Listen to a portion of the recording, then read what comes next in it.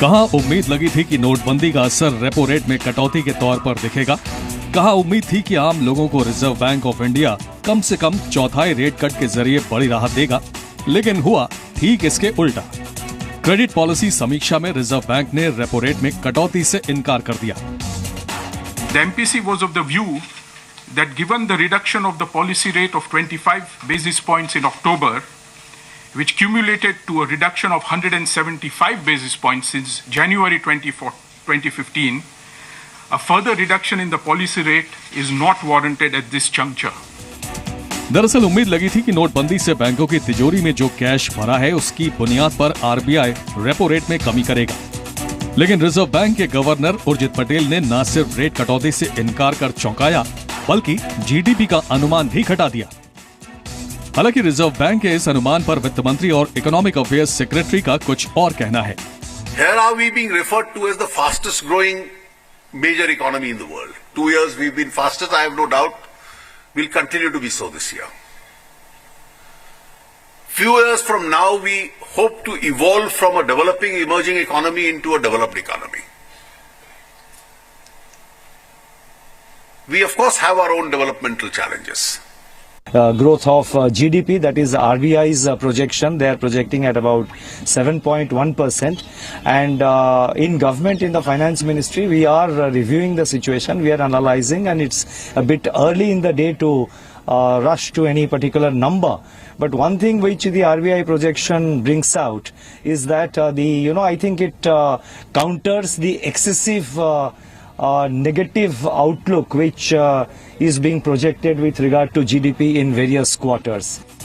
दरअसल monetary policy committee यानी MPC की बैठक में 6 सदस्यों ने मौजूदा दरें बरकरार रखने के पक्ष में वोट किया।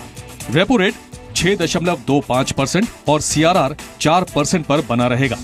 रेपो रेट वो दर होती है जिस पर बैंक रिजर्व बैंक से कर्ज लेते हैं। वही रिवर्स रेपो रेट भी 5.75% पर बरकरार है। रिवर्स रेपो पर ही बैंक अपना पैसा आरबीआई के पास रखते हैं। सवाल है, क्या मॉनेटरी पॉलिसी कमेटी के 6 सदस्यों को ये रेट कटौती का मुफीद वक्त नहीं लगा? सवाल ये भी उठता है कि सरकार के नोटबंदी के ऐतिहासिक फैसले के बाद जो बैंक अब तक कितना पैसा आया इसकी गिनती का हिसाब रखता है, लेकिन नोटबंदी के बाद आम जनता को सस्ते कर्ज की सौगात देने से इनकार कर देता है। The Reserve Bank and the central government run note presses are working to their full capacity, and all efforts are being made to reach the notes to every part of the country. In fact, during this period, that is from 10th November 2016 to 5th December 2016, the Reserve Bank had supplied to the public banknotes of various denominations worth near about 4 lakh crores of rupees that have come back. It amounted to, as of now, 11 lakh crores. RBI governor rate कटौती नहीं करने की चाहे जो दलीलें दे रहे हों, लेकिन आम आदमी से लेकर इंडस्ट्री को इससे निराशा ही हाथ लगी है। रही बात नोटबंदी के असर की, तो तस्वीर 30 दिनों के बाद भी पूरी तरह साफ नहीं है कि इससे एग्जैक्ट कितना फायदा देश को होगा। लेकिन रिजर्व बैंक की क्रेडिट पॉलिसी समीक्षा फ्लॉप शो साबित हुई, इसमें कोई दो राय नहीं। इसी मुद्दे पर सबसे बड़े एनालिसिस के लिए सीधे चलते हैं जी बिजनेस स्टूडियो।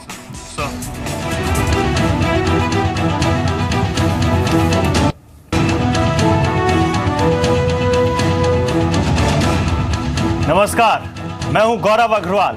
रेपो रेट को जस का तस छोड़कर रिजर्व बैंक ऑफ इंडिया ने निराश किया है। आम आदमी से लेकर बाजार और इंडस्ट्री को उम्मीद थी कि नोटबंदी से बैंकों में जो अपार कैश आया है उसने रेट कटौती का आधार तय कर दिया है, लेकिन रिजर्व बैंक के 6 सदस्य इस बात से इत्तेफाक नहीं रखते। उन्होंने ईएमआई कम करने की जिम्मेदारी शायद बैंकों पर छोड़ दी है। यही नहीं, रिजर्व बैंक का कहना है कि कैश की किल्लत नहीं है, परेशानी नए नोटों की जमाखोरी की है। रिजर्व बैंक ने रेट कटौती की उम्मीदों पर तो पानी फेरा ही, देश की ग्रोथ में कमी का अनुमान भी जता दिया है। यानी सरकार की नोटबंदी के असर से आरबीआई को जैसे कोई मतलब ही नहीं हो। वक्त था नोटबंदी से जो परेशानी हुई उससे राहत देने का, तो उर्जित पटेल ने इसके उल्टा ही किया। और यही है इस वक्त की big story big debate, RBI का फ्लॉप शो। मेरे साथ उस पर बात करने के लिए एक बहुत ही अच्छा पैनल है। मेरे साथ इस पर बात करने के लिए senior economist doctor Gaurav Vallabh है, मेरे साथ डॉक्टर महेश गुप्ता हैं, केंट आरो के सीएमडी, इंडस्ट्री का पक्ष रखेंगे, मेरे साथ एससी सिन्हा साहब हैं, फॉर्मर बैंकर, इनसे हम बैंक्स के बारे में बात करेंगे, और मेरे साथ कांग्रेस और बीजेपी के 2 रिप्रेजेंटेटिव भी जुड़ेंगे। जयवीर शेरगिल मेरे साथ फोन लाइन पर हैं और थोड़ी देर में बीजेपी के रिप्रेजेंटेटिव भी जुड़ेंगे। आप सभी लोगों का स्वागत है, लेकिन एक्सपर्ट व्यू सबसे पहले लेते हैं, और सबसे पहले तो मैं गौरव आपका व्यू लेना चाहूंगा। क्या लगता है आपको? हम बात कर रहे थे कि आरबीआई के पास 50 बेसिस पॉइंट तक का यहाँ पे स्कोप है, यहाँ तो कुछ भी नहीं किया उन्होंने। देखिए, रेट कट जो होती है वो रिजर्व बैंक 2 सिनारियों में करता है, अगर हम इसको ब्रॉड बातें करें तो। एक तो उसको कंजम्पशन बढ़ाना हो या उसको प्राइवेट इन्वेस्टमेंट बढ़ाना हो। तो मुझे ये लगता है कि जो अभी का जो नो रेट का डिसीजन हुआ है, वो रिजर्व बैंक अभी इन दोनों चीज़ों पर वेट एंड वॉच पॉलिसी पे लग गया। मतलब ना तो उसको प्राइवेट जो कंजम्पशन बढ़ाने में उसको लगा कि इमीडिएटली अगले 2 महीने में, क्योंकि next policy bimonthly policy review फरवरी में होगा, तो अगले 2 महीने में ना तो उसको लगा कि ना तो कंजम्पशन बढ़ सकता है, ना उसको लगा कि प्राइवेट इन्वेस्टमेंट पर इम्पैक्ट हो सकता है। पर मेरा एज एन इकोनॉमिस्ट ये मानना है कि इन्फ्लेशन जब कंट्रोल में है और banks are flooded with money और स्पेशली लो कॉस्ट मनी, तो ये केस था एटलीस्ट 25। मैं तो कल के आपके शो में ही बात कर रहे थे कि मैं तो 50 बेसिस पॉइंट की बात कर रहा था, जिससे मैं चाहता था कि मोमेंटम बने प्राइवेट इन्वेस्टमेंट का। पर रिजर्व बैंक ने चलिए आज जरा डॉक्टर गौरव वल्लभ, क्योंकि आप इस देश की इकोनॉमी को समझते हैं, डीमोनेटाइजेशन के बाद जो एक अलग तस्वीर बनी है उसको समझते हैं। जो हमारा व्यूअर इस वक्त टीवी के उस पार बैठा है उसको समझाइए क्यों था मोमेंटम, क्यों था मौका, और आरबीआई ने ये मौका क्यों नहीं, इस मौके पर को क्यों नहीं कैश किया? नहीं, मोमेंटम की तो 2 प्रमुख बातें हैं कि हमारा जो सीपीआई इन्फ्लेशन है वो पिछले 14 महीने के न्यूनतम स्तर पर है, और वो आरबीआई का जो कंफर्ट जोन है जो कि 5% से कम लेवल पे है। तो जब वो इस लेवल पे था और बैंक्स है जो कि डिपॉजिट की, जैसे आरबीआई का ऑफिशियल फिगर आज 11,55,000 करोड़ का था, जो कि ओल्ड डिनोमिनेटेड 500 और 1000 डिनोमिनेटेड नोट्स के रूप में, और उसकी जो कॉस्ट ऑफ फंडिंग है वो, क्योंकि वो या तो आ रहा है कासा डिपॉजिट के रूप में, तो उसमें कॉस्ट ऑफ फंडिंग बहुत कम है। तो ये एक मौका था कि क्योंकि कॉस्ट, आपको लो कॉस्ट फंड मिल चुका है, इन्फ्लेशन अंडर टारगेट है, और तीसरा कि एक पॉजिटिव स्टिमुलस, क्योंकि कल भी हम और जगह जगह बात करते हैं कि भाई इस नोटबंदी से प्राइवेट इन्वेस्टमेंट साइकिल को कैसे इंपैक्ट किया जाए, तभी उसका इकोनॉमिक इफेक्ट आना चालू होगा और पॉजिटिव इफेक्ट आना चालू होगा। तो इसलिए ये एक मौका था। पर मैं, जैसा मैंने कहा कि इनको थोड़ी घबराहट हुई, वेट एंड वॉच कर रहे हैं। और तीसरी घबराहट जो मुझे लगती है कि जो ओपेक का डिसीजन है कि जो क्रूड प्राइसेस जनवरी में वो रिव्यू करेंगे, उससे आरबीआई को फरवरी में और इन्फ्लेशन का यानी टोटली कंजर्वेटिव महंगाई पे हॉकिश पुरानी पॉलिसी को आगे बढ़ाते हुए कि उनको डर है कि क्रूड प्राइसेस प्लस सेवेंथ पे कमीशन, जो उन्होंने खुद कहा कि आने वाले दिनों में और जिसके जो उसका और लास्ट पॉइंट गौरव, जो अलाउंसेस मिलेंगे उसकी वजह से कहीं महंगाई ना बढ़ जाए। लास्ट पॉइंट गौरव, डीमोनेटाइजेशन का पूरा प्रभाव वो खुद भी नहीं भांप पा रहे अभी तक। ठीक है, बिल्कुल तो इस कारण से कंफ्यूजन में उन्होंने बेस्ट मूव ये लिया, वेट एंड वॉच। ठीक है, वेट एंड वॉच, लेकिन उसका क्या, जो बहुत दिनों से वेट एंड वॉच कर रहा था आरबीआई की तरफ कि भाई कुछ तो ईएमआई कम करो हमारी, आपके पास सब कुछ विद इन द पैरामीटर्स है। बैंकर्स का एक व्यू लेते हैं, एससी सिन्हा साहब। अब तो लगता है कि बैंकों को बिल्कुल लाके रिंग में खड़ा कर दिया आरबीआई ने, और बैंक या तो विलन बन जाएंगे या तो बैंक हीरो बन जाएंगे, क्योंकि आरबीआई ने तो कुछ दिया नहीं है, लेकिन आरबीआई ने यह संकेत दिया है कि बैंक बहुत कुछ दे सकते हैं। देखिए, बैंक के पास तो अब आज के टाइम में सरप्लस लिक्विडिटी है, इसमें कोई दो राय नहीं है, और भी लिक्विडिटी आने की संभावना है आगे करीब 20 दिनों में। लेकिन ये जो इंडिकेटर है कि साहब सरप्लस लिक्विडिटी के कारण रेट ऑफ इंटरेस्ट कम हो, ये कोई बहुत बड़ा इंडिकेटर नहीं माना जाता है। इंडिकेटर होता है कि अगर आपने पहले रेट कट किए, जैसे अक्टूबर में आरबीआई रेट कट किए, उससे क्या ग्रोथ पैटर्न एस्टैब्लिश हुआ। अगर वो ग्रोथ पैटर्न निगेटिव रहा या बिल्कुल सेम धरातल पर रहा, तो आरबीआई ये सोचती है भाई फर्दर रेट कट करने से केवल एक डायरेक्शन मिल सकता है, लेकिन वो ग्रोथ पैटर्न को इन्फ्लुएंस नहीं कर सकता है। अच्छा, इसलिए आरबीआई ने, हालांकि हम लोग सभी लोग उम्मीद कर रहे थे कि साहब पॉजिटिव इम्पैक्ट मार्केट में आएगा रेट कट करने से, और लोग जो पिछले करीब 20 दिनों से थोड़े परेशान थे पैसे निकालने में या करेंसी सप्लाई के कारण, तो उससे उनको थोड़ी सी बेटर फ्यूचर या light at the end of the tunnel उनको आएगा, लेकिन वो शायद नहीं हो सका। लेकिन इसमें घबराने वाली बात इसलिए नहीं है कि 2 महीने बाद फिर पॉलिसी आएगी और तब तक एक इंडिकेटर भी आया जाएगा बजट से कि भाई गवर्नमेंट किस डायरेक्शन में जाना चाहती है, और उसके अनुसार हो सकता है मॉनेटरी पॉलिसी कमेटी एक फर्दर एक डिसीजन ले। लेकिन ये कोई एम्बार्गो नहीं है आरबीआई के ऊपर कि हर 2 महीने पर ही वो डिसीजन ले सकते हैं। वो जो अगर सिचुएशन इंप्रूव करेगी। सर, एम्बार्गो तो पिछले 2 साल में भी नहीं था, आरबीआई ने तब भी रेट कट किए हैं, और उससे पहले भी आरबीआई ने रेट कट नहीं भी किए हैं। सवाल यह है कि बात माहौल की होती है। इस वक्त देश में एक माहौल है कि नोटबंदी के बाद लोगों को प्रॉब्लम हुई है। लोग ये सोच रहे थे कि शायद आरबीआई की तरफ से कोई एक राहत मिल जाएगी, आरबीआई कुछ लोगों को ऐसा देगा जिससे लोगों को थोड़ा बहुत महसूस होगा कि ठीक है, हमने कतार में खड़े होकर जो देश का साथ दिया, आरबीआई का साथ दिया, आरबीआई हमारा साथ देगा। वो जो लेकिन सेंटिमेंट है वो नहीं। जी, मैं बिल्कुल आपकी बात से सहमत हूं, लेकिन आपने देखा होगा आरबीआई पॉलिसी आने के पहले, कल की बात मैं देख रहा हूं, कुछ बैंकों ने ऑलरेडी रेट रिडक्शन कर दिए हैं। They have not waited for RBI monetary policy. यही मैंने आपसे पूछा कि आने वाले वक्त में देखेंगे, आने वाले वक्त में बैंक स्वतः रेट कम करेंगे। आप देखेंगे कि विद इन ए वीक और 10 ठीक है, उम्मीद करते हैं जो आप कह रहे हैं वो। मैं एक इंडस्ट्री का व्यू लेता हूं, फिर पॉलिटिकल व्यू लूंगा। महेश गुप्ता साहब, इंडस्ट्री को क्या उम्मीद थी, और क्या इंडस्ट्री को भी लगता है कि एक चीज जो दी जा सकती थी वो नहीं दिया जाते जाते इस साल के अंत में आरबीआई ने?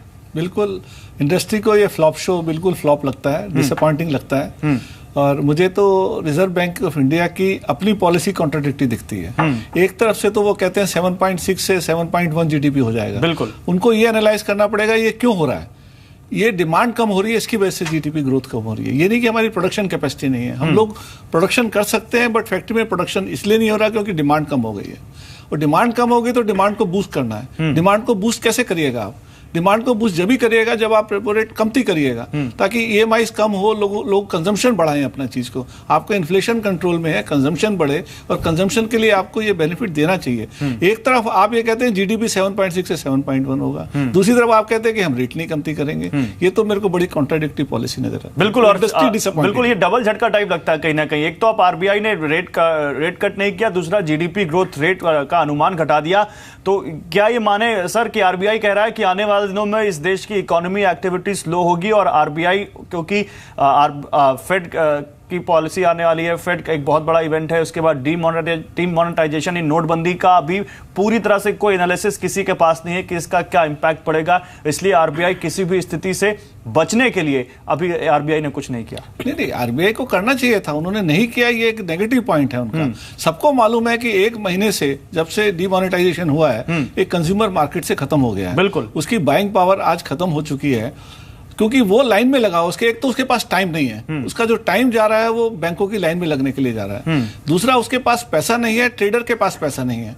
आज ट्रेडर का जो पैसा था वो जो स्टॉक में लगा हुआ था वो कैश नहीं हो रहा, तो मनी सर्कुलेशन में नहीं है। तो आप मनी सर्कुलेशन में कैसे लाइएगा? हम ये समझते हैं कि जितने भी ट्रेडिंग कम्युनिटी है उसको क्रेडिट लाइन खोलने पड़ेंगे आपको।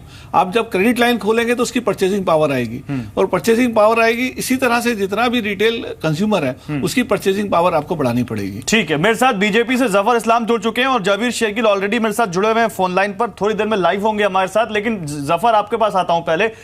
जफर, हम यानी आम आदमी बड़ी बेकरारी से आरबीआई की इस पॉलिसी का इंतजार कर रहे थे, क्योंकि डीमोनेटाइजेशन के बाद पहली पॉलिसी थी, और एमपी मॉनेटरी पॉलिसी कमेटी की भी दूसरी पॉलिसी थी। और मॉनेटरी पॉलिसी कमेटी में क्योंकि 3 आरबीआई के लोग हैं और 3 आरबीआई से बाहर के हैं, तो ऐसा लगता था कि एक यहां पर हॉलिस्टिक व्यू लिया जाएगा इस कमेटी की तरफ से, और नोटबंदी को भी पूरा ख्याल रखा जाएगा और इकोनॉमिक एक्टिविटी को भी पूरा ख्याल रखा जाएगा। लेकिन ऐसा लगा नहीं जफर इस्लाम, और ऐसा लगा कि आरबीआई ने तो बिल्कुल अपने आप को सेफ करने के लिए एक पीछे की लाइन ले ली और कहा कि ठीक है, अभी जो चीज चल रही है उसको चलने दो, हम देख लेंगे आगे क्या होगा। क्या आपको नहीं लगता कि यह सही वक्त था कि आम आदमी को राहत दी जाती जो आपके साथ सहयोग कर रहा है और इन दिनों कतारों में खड़ा हुआ है?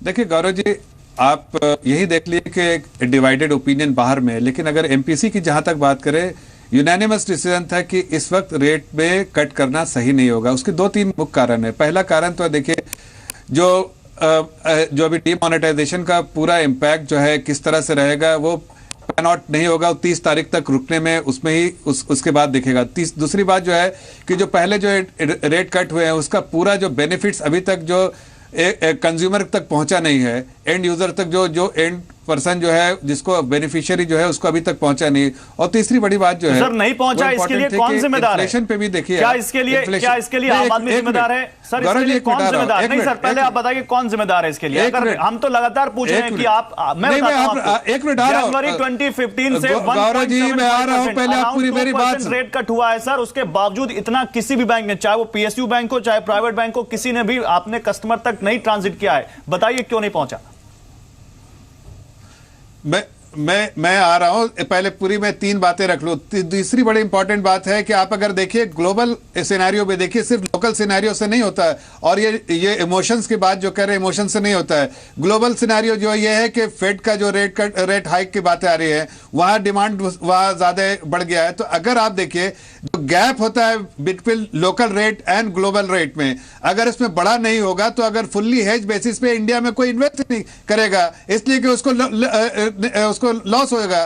तो इसलिए सिर्फ वन साइडेड रेट करने से आपको ग्लोबल इन्वेस्टमेंट जो आता है वो फायदा, वो जो हमारे गवर्नमेंट सिक्योरिटीज में इन्वेस्ट करते हैं ग्लोबल इन्वेस्टर, वो नहीं करेंगे, इसलिए कि फुल्ली हेज बेसिस पे उनको नुकसान होता है। तो ये भी ध्यान रखना पड़ता है एमपीसी को, जो कि आप लोकल इश्यूज को सिर्फ देखेंगे। जहां तक बात रही बैंकों के लिए, आरबीआई बराबर ये कोशिश कर रही है कि जो बैंकों को पहले जो रिपो रेट पे कट हुआ है उसका पूरा बेनिफिट एंड बेनिफिशियरीज को मिले, और उसमें जो कमी रही है वो प्रेशराइज कर रहा है आरबीआई कि बैंक उसको पहले राहत पहुंचाए। और बाद में जब इकोनॉमिक एक्टिविटी, जब ये पूरा डिमोनेटाइजेशन के बाद, जब पैन आउट होके, जब 30 तारीख के बाद जब क्लैरिटी रहेगी, आरबीआई जवेद शेरगिल में आ रहा हूं, जवेद शेरगिल मेरे साथ फोन लाइन पर है। जवेद क्लैरिटी होगी, मैं 1 मिनट में आता हूं आपके पास। एक सवाल ले लूं मैं जफर इस्लाम से।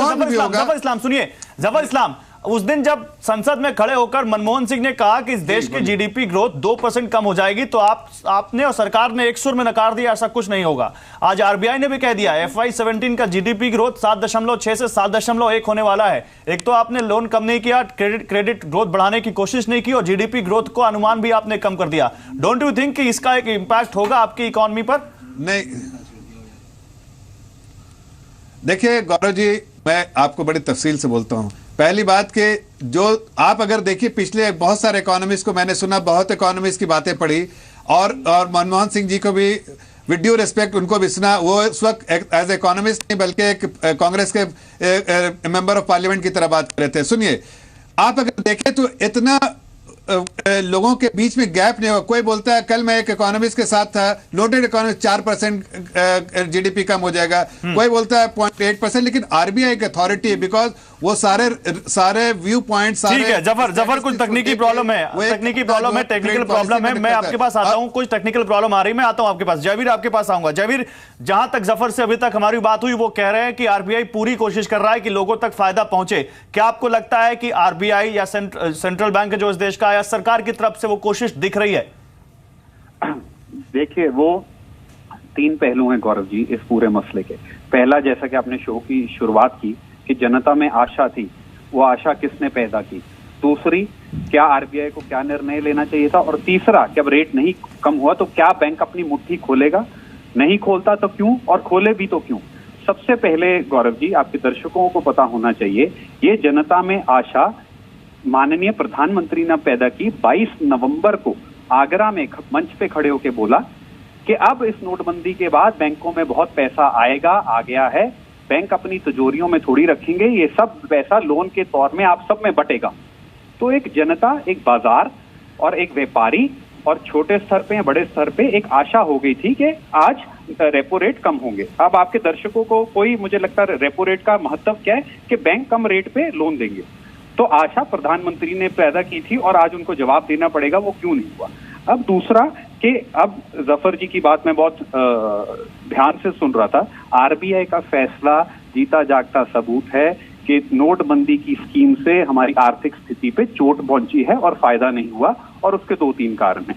सबसे पहले, जब पिछली बार भी रेट कट हुआ था, पिछली से पिछली बार, तब भी बैंक ने मुट्ठी नहीं खोली, फिर इन्होंने रेट कट किया, फिर अनचेंज किया, उसके बाद बैंकों में डिपॉजिट बढ़ गया। जब बैंकों में इतना सारा पैसा है तो लोन रेट क्यों नहीं कम हो रहे? दूसरा सवाल। तीसरा, चलिए मैं मान के चलता हूं बैंक अपनी मुट्ठी क्यों खोले।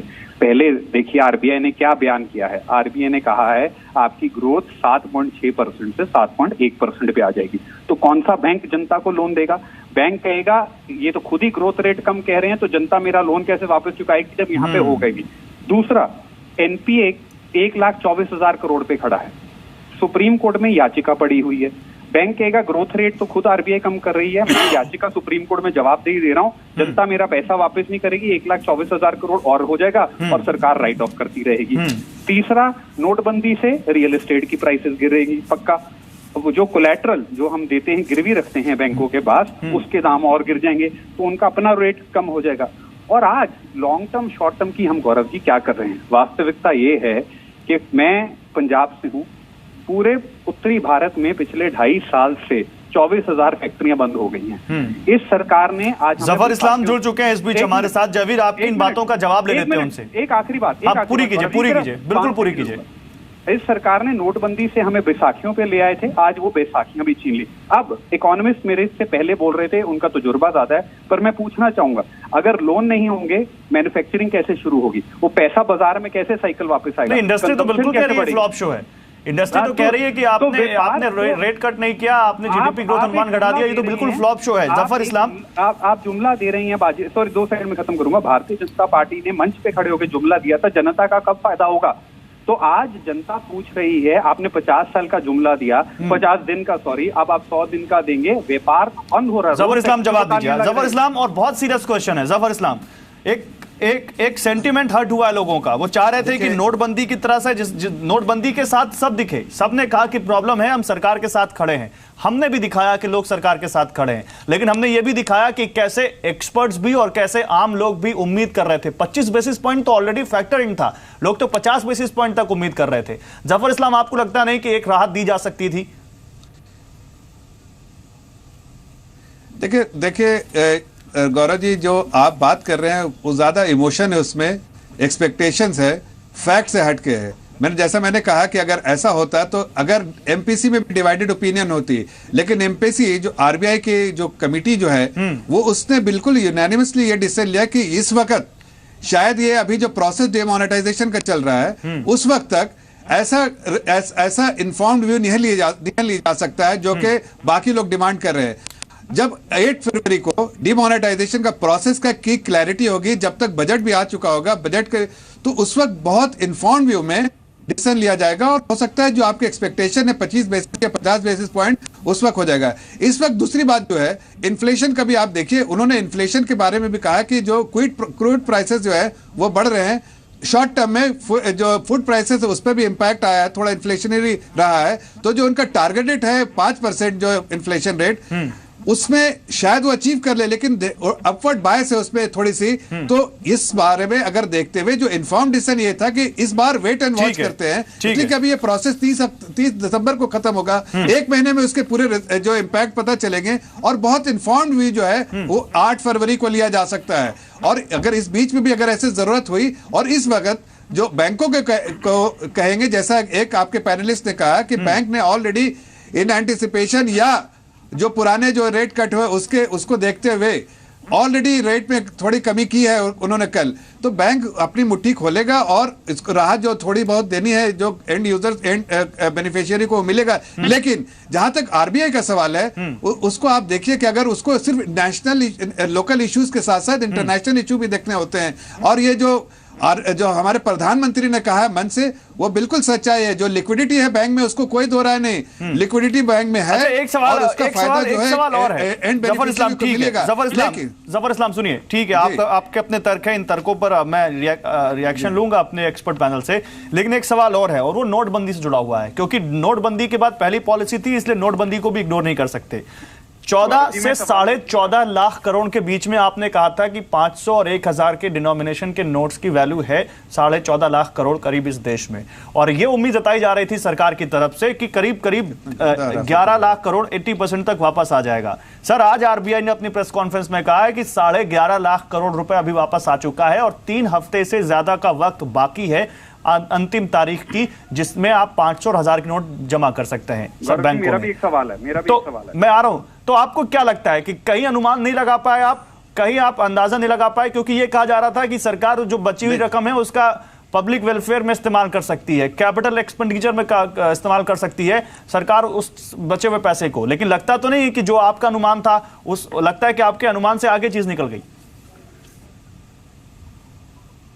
अब 2 बातें कहूंगा इसमें गौरव जी आपको जवाब देते हुए। देखिए, हमारी जो पूरी कोशिश थी जन कल्याण के लिए, और वही जो आप बोल रहे हैं कि रूरल डेवलपमेंट, गरीब आदमी का, एक आम नागरिक का फायदा हो उसमें, तो आप अगर देखिए जो इसका रैशनल था, जो इंटेंशन था भारत सरकार का, जो ऑनरेबल प्राइम मिनिस्टर ने डिसीजन लिया, इसको देखते हुए लिया। आप कह सकते हैं कि ये उम्मीद थी, और हमारी उम्मीद नहीं। आप अगर पिछली जितनी रिपोर्टें देखेंगी, जितने भी लोगों ने लिखा, ये अनुमान था कि 3 लाख से 6 लाख तक, ऐसा बहुत सारी रिपोर्ट मैंने पढ़ी है बिफोर डिमोनेटाइजेशन, कि ऐसा है कि 3, 4, 6 लाख करोड़ वापस नहीं आएगा। तो अगर ऐसा सरकार ने फैसला लिया, तो उससे अगर ऐसे अनुमान जो थी अगर होता, तो 1 स्ट्रोक ऑफ पेन आप कितनी चीजें ऑब्जेक्टिव अचीव करते, आपका फिस्कल डेफिसिट कम हो जाता। दूसरी बात कि आपका काउंटरफीट नोट तो नहीं आ रहा है। मैं भी तो वही पूछ रहा हूं आपसे, फिस्कल डेफिसिट जो कहा जा रहा है कि 4 से 5 लाख करोड़ का फिस्कल डेफिसिट होता है, खत्म करने दी। नहीं, एक चीज वो आपको एक मिनट खत्म करने का मौका मिलता है, लेकिन अब नहीं मिलेगा शायद। मेरा एक सवाल है जफर जी को। मैं आ रहा हूं, जबीर आ रहा हूं। तुम आप मुझे कंप्लीट करने दिए तो। और दूसरा जो सबसे बड़ा फायदा होता है, जो हमारे जो 3% लोग रिटर्न फाइल करते हैं पॉपुलेशन के, 1.4% लोग टैक्स देते हैं, वो टैक्स बेस बढ़ के 8% हो जाएगा, जिसका बाद में फायदा होगा डेफिनेटली। अगर 8% लोग जो देने लगे टैक्स, तो एक बोझ कम होगा जो 1.4% पे, और कहीं ना कहीं राहत मिलेगी टैक्स पेयर्स को। जो हेडलाइन जो हमारा इनकम टैक्स का नंबर है वो कम होगा, हमको कम देने पड़ेंगे, ऐसी अनुमान थी। और सबसे बड़ी बात थी जन कल्याण की, जो हमने मॉडिफिकेशन लाया इनकम टैक्स कानून में, उसमें आप देखिए सर आप क्या कर रहे हैं मालूम, जफर इस्लाम आप क्या कर रहे हैं मालूम, आप एक अच्छे प्रवक्ता की भूमिका निभा रहे हैं, लेकिन जो व्यूअर है ना, वो ईमानदारी भरा व्यू सुनना चाहती है। सर, आप एक अच्छे प्रवक्ता की भूमिका निभा रहे हैं, और मुझे मालूम है कि आप निभाएंगे, इट्स योर ड्यूटी, लेकिन जो व्यूअर है ना, वो थोड़ा सा ऑनेस्ट व्यू भी सुनना चाहती है। वो चाहती है कि 30 दिसंबर के बाद ऐसा क्या हो जाएगा, जो हम कतार में खड़े हुए हैं उसका हमें क्या रिटर्न मिलेगा। ठीक है, हो सकता है अभी आप ना बता पाए, आने वाले वक्त में बताएं, लेकिन सवाल खड़े हो रहे हैं। सर जयवीर, आप कुछ पूछना चाह रहे थे? मैं आ रहा हूं, जयवीर आप कुछ पूछना चाह रहे थे? मैं आ रहा हूं। मेरा आपको सवाल सिर्फ एक सवाल है छोटा सा। सबसे पहले जफर जी, आप जानते हैं हमारी आम जनता न तो रेपो रेट ना जीडीपी के आंकड़े अपनी रसोई में बना के खिलाती है, वो सीधा एक सवाल पूछती है, चीजें कब सस्ती होंगी। अब आपने एक तथ्य रखा यहाँ पे कि ये निर्णय ग्लोबल सिनेरियो को देखते हुए लिया गया है, क्योंकि मैं मानता हूं, और आपने आरबीआई ने भी, किसी एक्सपर्ट ने कहा फेडरल रिजर्व, यूएस की इलेक्शन हुई है, मार्केट में हलचल है। पर जफर जी, क्या आप जनता को ये बताएंगे कि आपकी ये नीति है कि नुकसान जनता का, फायदा सरकार का? वो ग्लोबल रेट पेट्रोल का बैरल पिछले 2 साल से गिरता आ रहा है, और आपने जनता को कोई फायदा नहीं दिया, बल्कि 72,000 करोड़ रुपए एक्साइज में आ गया आपको, उसका भी कोई फायदा नहीं हुआ। ट्रेन की प्राइसेस 20%, तो जनता बार बार कह रहे हैं बाद में फायदा होगा, बाद में फायदा होगा ना, तेल में बाद में। मैंने टोका नहीं जफर जी, मैंने आपको टोका नहीं, प्लीज, मैं आपकी इज्जत करता हूँ, मुझे 2 मिनट टोकिए मत। दूसरा, जनता पूछ रही है कि भारतीय जनता पार्टी को ये बाद कब आएगा? जब भी आपको कोई फायदा होता है तो जनता को नीचे फायदा इस बात का क्यों नहीं मिलता? चाहे पेट्रोल हो, बिजली हो, घर में सब्जियां हो। अब आप भिंडी की प्राइस देखिए, पिछले जुलाई में 97% बढ़ गई थी, अब थोड़ी कम हुई है, आज भी 70% ज्यादा है। तो जफर जी, आज जनता कह रही है, जब प्रधानमंत्री इस देश की जवाब लेते हैं, पोजीशन सबसे है, वो खुद कह रही है कि बैंक के लेट हिम रिप्लाई जयवीर, फिर मैं अपने एक्सपर्ट से पास आऊंगा। लेट हिम रिप्लाई, जल्दी से जवाब दीजिए जफर इस्लाम, कि फायदा आपका, नुकसान जनता का क्यों? देखिए सबसे पहली बात की जो नहीं, बिल्कुल नहीं। आज तक जो फायदा होता था अर्बन एरिया में फायदा होता था, सरकार जो भी खर्च करती थी कैपेक्स अर्बन एरिया में। और जो आप देखिए, अगर इस बार जो रूरल इकोनॉमी में, पिछले बार जो हमारा बजट था उस पर रूरल इकोनॉमी में काफी बड़ा खर्चा किया हमने, उसके डेवलपमेंट में, इंफ्रास्ट्रक्चर डेवलपमेंट में। उसकी बड़ी बात है, जो भी पैसे बचे जो पेट्रोल प्राइसेस नीचे, क्रूड प्राइसेस नीचे आने से, वो पूरा जो है रूरल इकोनॉमी के लिए खर्च किया, रूरल डेवलपमेंट के लिए खर्च किया, रोड बनाए। आज देखिए आप जयवीर साहब, ये बताइए कि 70 सालों में जब एक ऐसा इंफ्रास्ट्रक्चर नहीं डेवलप कर लिया कि फूड प्राइस, भिंडी की प्राइस बोलते हैं, आप टमाटर किसी शहर में बिकता है 40 पैसे किलो, किसी शहर में 40 रुपए किलो। क्यों? इसलिए कि हमने ना तो फॉरवर्ड इंटीग्रेशन किया, ना तो बैकवर्ड इंटीग्रेशन किया। आज अगर 70 साल में अगर ये चीज को हम एड्रेस कर देते, नहीं, आप किस दुनिया में रह रहे हैं? अगर ऐसा होता तो आज टमाटर की प्राइस पल्प बना के हम रख लेते, कहीं पर स्टोरेज होता तो हम स्टोरेज करते। और अगर रोड बड़ा अच्छा लग रहा है कि आज हमारे पॉलिटिशियन को हमारे देश के आम आदमी भिंडी टमाटर की चिंता है, लेकिन उसको उसके पेन की चिंता है नहीं, ये भी एक सवाल है। अच्छी रोड होती तो हमारा जो ट्रांसपोर्टेशन कॉस्ट है वो भी कम होता है। लेकिन ये सारी चीजें आपने नहीं की, ये सरकार हमारी सरकार कर रही है। 70 सालों में जो नहीं हुआ, आज रूरल डेवलपमेंट हो रहा है, आज इंफ्रास्ट्रक्चर डेवलपमेंट हो रहा है। और आगे जफर इस्लाम, ओके डॉक्टर गौरव, फिर से वही लौटते हैं बैंक्स की तरफ। ठीक है, बहुत सारी प्रॉब्लम्स हैं और डीमोनेटाइजेशन में कुछ अभी इंपैक्ट उसका एनालिसिस करना बड़ा अर्ली होगा, थोड़ा सा वेट टाइम देना चाहिए। लेकिन साफ है यहां पर कि ये पहली पॉलिसी थी डिमोनेटाइजेशन के बाद जहां कुछ ईज किया जा सकता था रेट्स को और लोगों तक फायदा पहुंचाया जा सकता था, लेकिन छोड़िए, नहीं हुआ। अभी आगे बात करते हैं, क्या सरकार के पास बजट से पहले आपको कोई टूल दिखता है ताकि लोगों को राहत पहुंचाई जा सके? क्योंकि लोग ये कह रहे हैं कि ठीक है, हमने तो सरकार का साथ दिया, अब कुछ ऐसा हो ताकि लगे कि सरकार ने हमारा साथ दिया। काला धन आएगा, सरकार उसको खर्च करेगी वेलफेयर्स में, वो एक लॉन्ग प्रोसेस है। अभी क्या किया जा सकता है? देखिए, अभी दो तीन किए जा सकते हैं। अब ये रेपो रेट का तो है, अब जितने भी पब्लिक सेक्टर बैंक्स है, प्राइवेट सेक्टर बैंक्स है, उनको MCLR बेस्ड लैंडिंग पे डालें और उनका रेगुलर मॉनिटरिंग करें कि भाई जो 2015 से लेके अभी तक 0.25% के आसपास रेट कट हुआ, वो पूरा के पूरा फायदा कस्टमर को जाए, जिससे कि मतलब बेस रेट बैंक्स की कम हो और प्राइवेट इन्वेस्टर्स को भी वो बेस रेट कमी का फायदा मिले। पहला तो ये। दूसरा, हम चर्चा कर रहे थे कि ये इतने लाख करोड़ आ गया और इतने लाख करोड़ के थे, उसमें मैं एक पॉइंट जरूर रखना चाहूँगा कि जो ये इतने लाख करोड़ आया है, तो जो बैंक में जमा हो गया उसका मतलब ये नहीं है कि वो फुल प्रूफ है। मतलब उसमें भी कितने परसेंट ब्लैक है, कितने परसेंट वाइट है, वो टैक्सेशन अथॉरिटीज को उसके ऊपर संज्ञान लेना पड़ेगा। तो आप अपना ये तर्क की, क्योंकि ये आम चर्चा में ये बड़ा रोचक विषय है और सब इसके बारे में चर्चा करते रहते हैं, पर अपन ये मान लें कि पूरा आ गया है और तो वो पूरा सेफ फंड हो गया, तो ये सेफ नहीं है। अगर उसकी डिक्लेयर्ड सोर्स या डिस्क्लोज सोर्स से वो इनकम नहीं है, तो वो एक तरह से अनटैक्स्ड मनी है और वो इक्विवेलेंट टू काला धन है। ठीक है। दूसरी बात, इसमें जो 14.5 लाख करोड़ के करेंसी नोट्स हैं, उसमें कितने NRI जो लोग हैं जो कि बाहर रहते हैं और उनके हर NRI के जो वॉल्ट है उसमें 20 से 25 हजार इंडियन करेंसी जरूर रहती है, भले वो दुबई में रहता है या अमेरिका में रहता है। तो उसका भी एक मोटा मोटी 60-70 हजार करोड़ के आसपास उसका एक अनुमान है। इसके बारे में सिर्फ गैस ही की जा सकती है, पर यह प्रवृत्ति है, ये मुझे इसके बारे में मुझे पता है, क्योंकि हर भारतीय जो बाहर रहता है भारत के बाहर, वो भारत की करेंसी अपने वॉल्ट में जरूर रखता है। तो वो कैश भी है जो शायद आए या ना आए, क्योंकि उन जगहों पर मैं आ रहा हूं। दूसरा, तीसरा जो इश्यू है कि भाई बैंक्स अब क्या कर सकती है। बैंक्स निश्चित रूप से जो तर्क हमारे एक पॉलिटिकल पार्टी के मित्र दे रहे हैं कि भाई फेड रेट और रेपो रेट के बीच इतने परसेंटेज अंतर जरूरी है।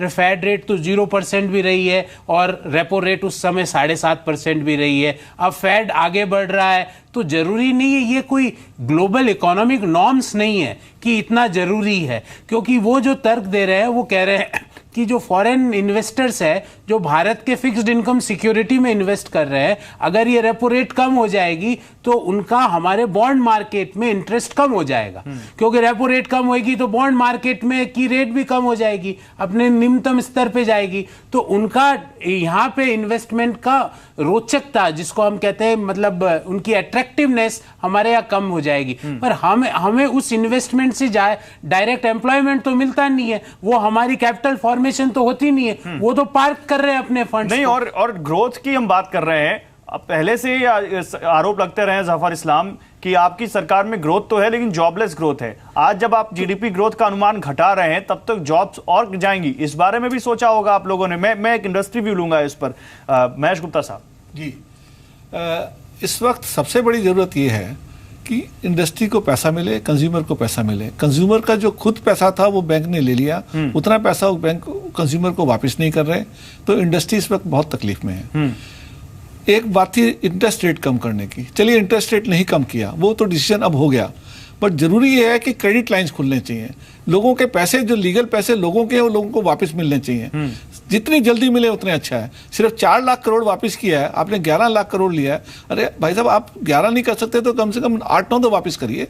कितनी जल्दी वो पैसा वापस कर पाते हैं आप, ये सबसे जरूरी चीज है, ताकि इकोनॉमिक एक्टिविटी रिवाइव हो सिस्टम के अंदर से। और वो नहीं रिवाइव हो सकती तो आप लोन दीजिए लोगों को।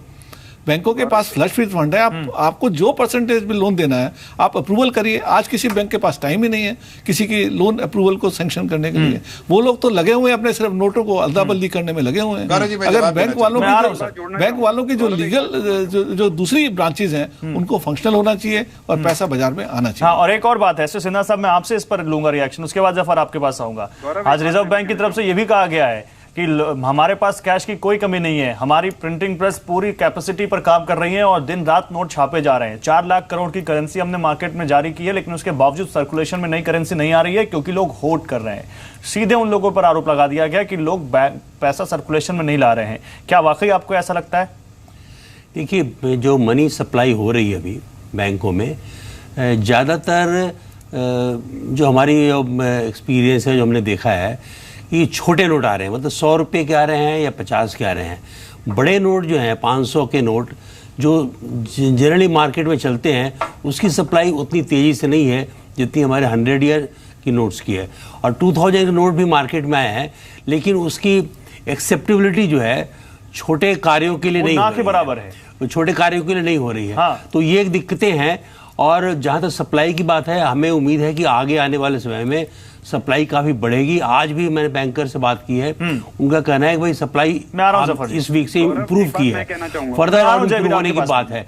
लेकिन 500 नोट एटीएम में आने जब शुरू हो जाएंगे, सप्लाई शुरू हो जाएगी एटीएम में, तो हमारे ख्याल से जो क्यू लगती है बैंकों में वो कम हो जाएगी। क्योंकि एक चीज और है, सरकार की तरफ से कहा जा रहा है कि इतना पैसा अब नहीं आएगा सर्कुलेशन में, क्योंकि डिजिटल इकोनॉमी को सरकार बढ़ावा देना चाहती है, कैशलेस ट्रांजैक्शन को बढ़ावा देना चाहती है, इसलिए जितना लिया जा रहा है उतना वापस नहीं आएगा। एक पॉइंट तो ये है, तो कैसे इस जो गैप है उसको फिल करेंगे, ये सरकार को सोचना पड़ेगा। आज स्थिति ऐसी है कि हर व्यक्ति अब डिजिटल की ओर जा रहा है, कैशलेस इकोनॉमी की ओर जा रहा है। छोटे से छोटे तबके का भी लोग आज बैंक में अकाउंट खोलने जा रहे हैं और कोशिश कर रहे हैं कि उन्हें एटीएम कार्ड मिले, उन्हें क्रेडिट कार्ड मिले, ताकि वो मैक्सिमम ट्रांजैक्शन क्रेडिट कार्ड और एटीएम के थ्रू कर सके या पेटीएम के थ्रू कर सके। तो इसमें जो बदलाव आ रहा है, मैंने कल भी बताया था, कंप्लीट कल्चरल रिवॉल्यूशन हमारे कंट्री में होने जा रहा है। ठीक है, दिक्कतें आज जरूर हैं। जहां तक रेट कट की बात है गौरव जी, उसमें मैं कहना चाहूंगा कि ये जो करंट अकाउंट में और सेविंग्स अकाउंट में पैसे आए हैं, ये बहुत बड़ा इंडिकेटर है बैंकों के लिए कि वो अपने रेट कम करें। मैं यही सवाल लेकर आता था। जफर और जयवीर, आप दोनों के पास आ रहा हूं। एक सवाल मैं छोटा सा सर से ले लूं। सर, सीआरआर का इंक्रीमेंटल जो रेशियो था वो विड्रॉ कर लिया गया 10 दिसंबर से, यानी 100% जो सीआरआर की गई थी वो नहीं रहेगी, 4% सीआरआर वापस लौट रही है। सीआरआर यानी करंट रिजर्व रेशियो, जिसपे बैंकों को कैश रिजर्व रखना पड़ता ताकि एकदम से लोग आ जाए तो उनके पास पैसा हो लोगों को पैसा देने के लिए। कैश रिजर्व रेशियो, सॉरी, वो पैसा वापस देने के लिए उनके पास हो। सर, सीआरआर वापस उसी दर पर लाने का मतलब यह है कि बैंकों के पास लिक्विडिटी बढ़ेगी। आप भी कह रहे हैं कि बैंकों के पास बहुत ज्यादा पैसा आया है। छोड़ दीजिए, रेपो रेट नहीं कम हुआ, रेपो रेट यही रहने देते हैं। बैंकों की क्या भूमिका बनती है अब? क्या आपको लगता है कि आने वाले दिनों में बैंक रेट कट करेंगे, और करेंगे तो कितना करेंगे ताकि लोगों को परेशानी ना हो, लोगों को थोड़ा राहत मिले? सिन्हा साहब।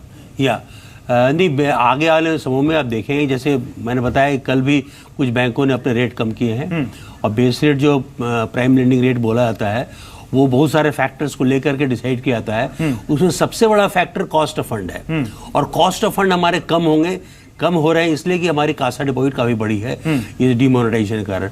तो बैंकों को पर फोर्स अपने रेट कम करने पड़ेंगे ताकि डिमांड क्रिएट किया जा सके। और रेट ऑफ इंटरेस्ट बहुत बड़ा इंडिकेटर है मार्केट में डिमांड क्रिएट करने का। ये बात और है कि अभी हमारी मैन्युफैक्चरिंग एक्टिविटीज, जैसा गुप्ता जी ने बताया कि मैन्युफैक्चरिंग को हमको हेल्प मिलना चाहिए, बैंक हेल्प करने को तैयार हैं। सर, सर्विस पीएमआई जो आया है वो जो हमारी जीडीपी का अराउंड 60% है, वो इस बार बिलो 50 है, अराउंड 46% के आसपास है, जो बताता है कि सर्विस एक्टिविटीज भी स्लो डाउन हो रही हैं। तो क्या आपको लगता नहीं कि लेंडिंग रेट कम होना चाहिए, क्रेडिट ग्रोथ ज्यादा होनी चाहिए, ताकि हम कम से कम जिसमें नंबर 1 है उसको तो बरकरार रख सकें? बिल्कुल बिल्कुल, आप बिल्कुल सही बोल रहे हैं। हमारी लेंडिंग रेट कम होनी चाहिए ताकि मार्केट में एक माहौल बन सके ये क्रेडिट लेने का। वो रेट ऑफ इंटरेस्ट हायर होने के कारण लोग दूसरे मोड ऑफ फाइनेंस की ओर जाते हैं। और दूसरी सबसे बड़ी इंपॉर्टेंट चीज है बैंकों के लेंडिंग बढ़ाने का कि डिसीजन फास्ट होने चाहिए। अगर डिसीजन डिलेड होगा, चलिए ये एक सवाल सामने आया है जफर, और आप जबीर में आता हूं आपके पास, लेकिन जफर ये एक सवाल आया है कि डिसीजन भी कहीं ना कहीं डिलेड है। ले लो, अब लोग के लाइव पे है जफर साहब, डिसीजन भी डिलेड हो रहे हैं और दूसरी तरफ ये भी है कि क्या आप, चलिए ठीक है, नहीं जफर, जो हो गया वो हो गया, क्या फाइनेंस मिनिस्ट्री की तरफ से या सरकार की तरफ से कोई बैंकों को इंस्ट्रक्शन जाएगा कि लोगों को हेल्प कीजिए in terms of lending, in terms of demonetisation? देखिए, 2-3 चीजें बोलूंगा गौरव जी। सबसे बड़ी इंपॉर्टेंट बात है कि बैंक के जो लेंडिंग रेट है वो कम हो गई।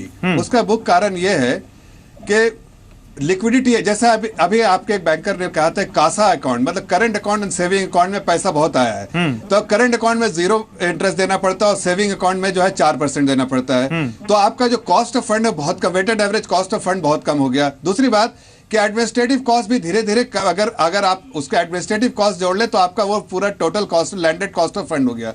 आज जो है चाहे वो रिपो रेट कट करे ना करे, स्टिल बैंक के जो कॉस्ट ऑफ फंड में डेफिनेटली जो है वो कमी आई है। और इसलिए मुझे लगता है बैंक डेफिनेटली वो जो लिक्विडिटी बैंक के पास पड़ी हुई है उसको डिस्बर्स करने के लिए क्रेडिट ऑफटेक जरूरी है बैंक के लिए, और वो बैंक उस तरह से करेगी, लेंड करेगी और इंटरेस्ट रेट भी कम करेगी, चाहे वो होम लोन पे हो, चाहे कंज्यूमर लोन पे हो, चाहे इंडस्ट्रियल लोन पे हो, सब में इंटरेस्ट रेट की राहत मिलेगी। ये और प्रधानमंत्री ने भी बिल्कुल साफ, कब तक मिलेगी सर? बैंक में है सर, कब तक मिलेगी? लोगों को ये भी बता दीजिए कब तक? देखिए, 10 दिन, 15 दिन, महीना भर, 2 महीना, अगली पॉलिसी तक कब? देखिए गौरव जी, 2 मिनट दीजिए आप। देखिए, एक तो है कि कुछ बैंकों ने जो उनका जो बेस रेट है, जो प्राइम लेंडिंग रेट बोलते हैं, उसमें कम की है। और ये डायनामिक प्रोसेस है, कोई इसके लिए इंटरेस्ट बैंक, रिजर्व बैंक के लिए से इशारे आने की जरूरत नहीं है। इंटरेस्ट रेट का जो इंडिकेशन जो है कि ये interest rate is coming of, नीचे आ रहा है, वो उसका बहुत डिक्लाइनिंग इंटरेस्ट रेट सिनारियो है, वो बहुत साफ साफ दिखता है। तो बैंक ऐसे में liquidity, flush with liquidity, interest rate कम करेगी डेफिनेटली। प्राइम कस्टमर्स को, कस्टमर्स डिफरेंट क्रेडिट प्रोफाइल के हिसाब से वो इंटरेस्ट रेट कम करेगी। एक बैंक बेंचमार्क रेट कम करेगा, उसके हिसाब से उस स्प्रेड जो भी लेना हो। दूसरी बात जो है, जो पहले हम डिस्कशन कर रहे थे कि बैंकों में पैसा आ गया, देखिए एक चीज बताना जरूरी है हमारे को कि हमारा जो फाइनेंशियल जो भी पैसा आ रहा है सिस्टम में, वो सब ये है, वित्त मंत्री ने साफ साफ कहा, वो सब सादा व्हाइट मनी नहीं आ रहा है। खास के बहुत सारे नहीं, सब खास के जो हम बोल रहे हैं कि हमारे यहाँ पर फाइनेंशियल इंटेलिजेंस FIU जो मिनिस्ट्री ऑफ फाइनेंस में, वो हर ट्रांजैक्शन जहां पर भी उसको बोलते हैं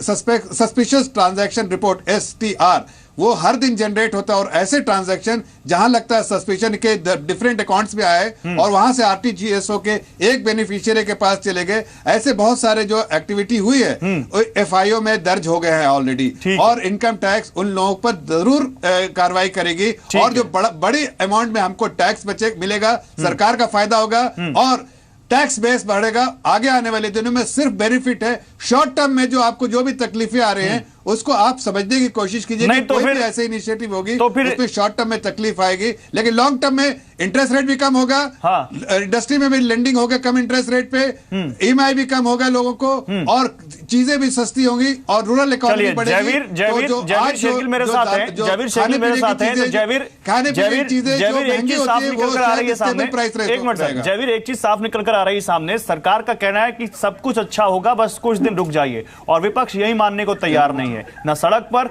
ना संसद में और ना डिबेट में। गौरव जी ये भाषण सुनने में बहुत अच्छा लगता है। मैं इस देश का नागरिक होने के कारण एक सवाल पूछना चाहता हूँ। मैं अच्छे दिन का इंतजार कर रहा हूँ 2.5 साल से। काला धन 50 दिन में आना था, 2.5 साल हो गए, वो ना 50-100 दिन नहीं पूरे हुए, पहला।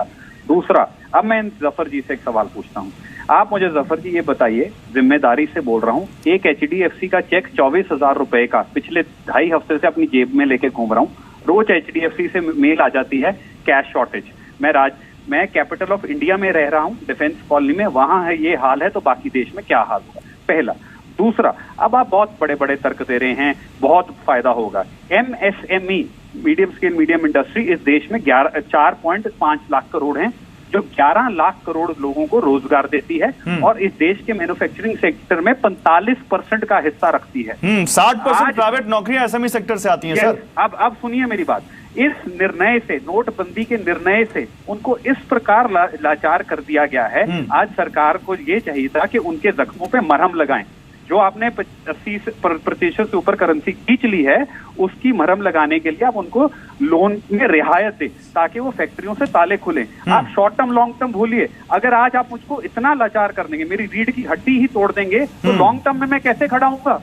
पहला मेरा इस बात का उत्तर दीजिए। वो आज मैं लुधियाना से हूँ, स्पिनिंग मिल वालों ने कल 26,000 लोगों को नौकरी से निकाला है, क्योंकि तनख्वाह देने के पैसे नहीं है, और उन लोगों को वापस गांव भेज दिया गया, उत्तर प्रदेश या बिहार। क्या आप उनको कहेंगे भाई साहब रेपो रेट और रसोई में बना के खा लेना, क्योंकि लॉन्ग टर्म में बहुत फायदे होंगे आपको। और नहीं, एक चीज और है, मैं जफर इस्लाम जयवीर शेरगिल की बात में जोड़ते हुए आप तक आऊंगा। इकोनॉमी के, जब हम इकोनॉमिक्स के स्टूडेंट थे तो हमें पढ़ाया जाता था, इकोनॉमी का एक बहुत सीधा सा सिद्धांत है सर, जीडीपी जॉब से जुड़ी होती है, और अगर जॉबलेस ग्रोथ को किनारे करें, अगर ग्रोथ हो रही है और जॉब मिल रही है, तो 1% जीडीपी अराउंड 50-60 नौकरियां होती हैं, एक डायरेक्ट नौकरी और एक नौकरी के साथ 3 इनडायरेक्ट नौकरी। 15 लाख नौकरियां अगर 1% जीडीपी के साथ जनरेट होती हैं, तो करीब 50 से 60 लाख नौकरियां 1% पर जनरेट होती हैं सर। 2% मनमोहन सिंह ने कहा था, मतलब 1 करोड़ से ज्यादा नौकरियां जाएंगी, हम आधा % मान लेते हैं, फिर भी 15 से 20 लाख लोगों की नौकरियों पर संकट है, ये आरबीआई ने कहा है, ये माने। और गौरव जी, राष्ट्रपति ने कहा था पिछले 7 साल में सबसे कम नौकरियां पिछले साल आई हैं। अब आप राष्ट्रपति ने कहा, हाँ दीजिए, जवाब दीजिए गौरव जी। नहीं गौरव जी, आप देखिए, आप अगर देखिए पिछले आज की बात मत कीजिए। ये जयवीर साहब को मैं जरा इशारा करूंगा कि पिछले 4 साल के 5 साल के जीडीपी को देखिए और जॉब को देखिए, whether it was a jobless growth और whether growth with a job, वो आप देख लीजिए, उसके बाद आप ऐसे क्रिटिसिज्म करेंगे। नहीं, मैं आपकी सरकार को नहीं कह रहा हूं, ये यूपी सरकार से आ रहा है।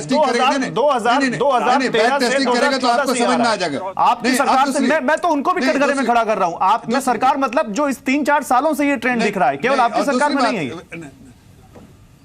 नहीं, दूसरी बात देखिए, इसीलिए आज जो make in India, stand up India, ये सब जो कॉन्सेप्ट हमारी सरकार ने लाया, इसी वजह से कि अगर मैन्युफैक्चरिंग सेटअप में अगर आप जॉब बढ़ा, अगर उसमें आपका इन्वेस्टमेंट ज्यादा से ज्यादा होता है, जो एफडीआई ज्यादा आता है, तो जाहिर है सबसे ज्यादा जॉब क्रिएशन जो है वो मैन्युफैक्चरिंग सेटअप में होता है। ऑटोमेशन आने से जॉब कम हुई है, इसलिए नहीं कम हुई कि जॉब से निकाले गए, ऑटोमेशन आने से जॉब कम होती है। दुनिया का ऐसा ट्रेंड देखा है, सिर्फ हिंदुस्तान में नहीं। लेकिन आज की बात जो है शॉर्ट टर्म है, ये 30 तारीख के बाद स्टेबिलिटी आ जाएगी। ये एसएमई की बात कर रहे हैं, एमएसएमई की बात कर रहे हैं, एसएमई में सबसे ज्यादा अगर ग्रोथ आपको दिखेगा तो उसी सेक्टर में मिलेगा। चलिए ठीक है, मेरे पास समय कम है, मैं फिर से एक एक्सपर्ट भी लेता हूं, फिर आप लोगों के पास आता हूं। दुनिया की रिपोर्ट पढ़िए, ठीक है। आप देखिए कि सबसे ज्यादा अगर प्रॉस्पेक्ट, आप ग्लोबल इकोनॉमी स्कैन करके आप देखिए कि इंडिया में सबसे ज्यादा अगर कहीं प्रॉस्पेक्ट दिखता है तो इंडिया में, और उस सेक्टर में ठीक है। नहीं, एक और मुद्दा है जिस पर आपकी सरकार को बहुत ज्यादा, एक और मुद्दा जिस पर पर आपकी सरकार को बहुत ज्यादा तीखे सवाल झेलने पड़ते हैं एनपीए। सिन्हा साहब, कुछ लोग तो ये भी कह रहे हैं कि कहीं बैंक इस एक्सेस लिक्विडिटी का इस्तेमाल अपनी प्रोविजनिंग के लिए ना कर ले, यानी एनपीए के लिए ना कर ले। आपको लगता है कि कहीं ऐसा ना हो जाए? नहीं, ऐसा बिल्कुल नहीं होता है। हाँ। ये डिपॉजिट जो आती है वो एक लिक्विडिटी क्रिएट करती है और वो सरप्लस, क्योंकि अभी फिर से आया है कि पीएसयू बैंकों का एनपीए बढ़ गया है, लगातार बढ़ रहा है। हाँ, तो ये लिक्विडिटी आई है, हाँ। ये फर्दर लेंडिंग के लिए होती है या उससे अर्न करने के लिए होती है, न कि उसको एनपीए रिडक्शन के लिए होती है। एनपीए रिडक्शन जो होता है, जो प्रोविजनिंग के द्वारा होता है, वो होता है आपको बैंक के प्रॉफिट से, बैंक के कैपिटल से या रिजर्व से, उसके द्वारा ही इस प्रोविजनिंग बढ़ाई जाती है, घटाई जाती है, न कि डिपॉजिट बढ़ने या घटने से। तो ऐसा मैं सब अपने दर्शकों को बताना चाहता हूँ कि डिपॉजिट जो बैंकों के बढ़े हैं ये डीमोनेटाइजेशन कारण, ये कभी भी बैंक इसको यूज नहीं कर सकता है एनपीए घटाने के लिए। बोले डॉक्टर कि ये तो बात सिन्हा जी ने बिल्कुल सही कही, पर बैंक्स रेट क्यों नहीं घटा रहे? इसका कारण कहीं ये तो नहीं है कि उनका एनपीए बढ़ रहा है, कि वो एनपीए, वो जो लो रेट का जो बेनिफिट है वो कस्टमर को पास ऑन नहीं करना चाह रहे। वो लो रेट का बेनिफिट है वो अपने पास तक ही रखना चाहते हैं। ठीक है, तो क्योंकि ये बात सही है, महेश जी लो रेट का बेनिफिट पास ऑन नहीं कर रहे। ठीक है महेश जी, एक 30 सेकंड का कमेंट आपसे। देखिए, सबसे पहले मैं बताना चाहूंगा कि इस वक्त जॉब सिचुएशन बहुत खराब होने की उम्मीद है। अगर उसको अरेस्ट नहीं किया गया तो सिचुएशन आउट ऑफ कंट्रोल जा सकती है। रियल एस्टेट सेक्टर सबसे ज्यादा हिट होगा, जहां पे सबसे ज्यादा अनऑर्गेनाइज लेबर है, और रियल एस्टेट से जुड़ी हुई सारी इंडस्ट्री है इस देश में। नहीं, लोग तो कह रहे रियल एस्टेट को फायदा होगा, काला धन आपस बाहर आएगा। आप सुनिए मेरी बात को जरा। अगर रियल एस्टेट के प्राइसेस क्रैश होते हैं तो अगर आप डिमांड नहीं जनरेट करेंगे रियल एस्टेट में, कि आप जो एक कंज्यूमर एक्चुअल आपका इन्वेस्टर भाग जाएगा, क्योंकि उसके पास ब्लैक मनी नहीं होगा देने के लिए। ठीक है, जैसा कि हम जानते हैं। तो उसकी डिमांड जनरेट करने के लिए लोगों को ईएमआई कम करनी पड़ेगी आपको, ताकि एक्चुअल कंज्यूमर आके वो सामान को खरीदे। अगर आपने ईएमआई नहीं कम करी, यही तो हमारा भी सवाल था कि लोगों की ईएमआई कम होगी क्या, नहीं कम होगी। इसमें गौरव ये कंफ्यूज है। ये लो ग्रोथ और लो इन्फ्लेशन और हाई इन्फ्लेशन एक्सपेक्टेशन में आरबीआई कंफ्यूज हो गई। चलिए देखते हैं। अभी लो ग्रोथ है, लो इन्फ्लेशन है और आगे हाई इन्फ्लेशन एक्सपेक्टेशन। लेकिन जिस तरह से आरबीआई के मॉनेटरी पॉलिसी कमेटी ने वोट किया है 6-0, वहां तो कोई कंफ्यूजन नहीं दिखी। वहां तो एक सुर से कहा गया कि रेट कट मत करो। बहुत शुक्रिया आप सभी लोगों का, बहुत शुक्रिया आप हमारे साथ जुड़े, और आपका यानी हमारे व्यूअर्स का भी बहुत शुक्रिया हमारे साथ जुड़ने के लिए। तो उम्मीद तो यही थी कि आरबीआई कतारों में जो लोग खड़े हुए इस देश के, उनको थोड़ी सी राहत देगा, नहीं दिया गया। लेकिन अभी भी उम्मीद खत्म नहीं हुई है। बैंकों के पास अभी बहुत स्कोप है, एल्बो रूम है, और वो भी आप तक, जिन लोगों की ईएमआई ज्यादा है उनकी ईएमआई कम कर सकते हैं, जिन लोगों को नया घर खरीदना है उनको सस्ता कर्ज दे सकते हैं, क्योंकि उनके पास इस वक्त मौका है। अब उम्मीद यह है कि बैंक्स कब तक इस देश के आम आदमी को फायदा पहुंचाएंगे, और क्या सरकार और आरबीआई की तरफ से कोई उनको कुछ कहा जाएगा, इस पर नजरें हमारी भी लगी हुई हैं, और हम आपको हमेशा की तरह सही अपडेट देते रहेंगे। फिलहाल बिग स्टोरी बिग डिबेट बस इतना ही। आप देखते रहिए जी बिजनेस। नमस्कार।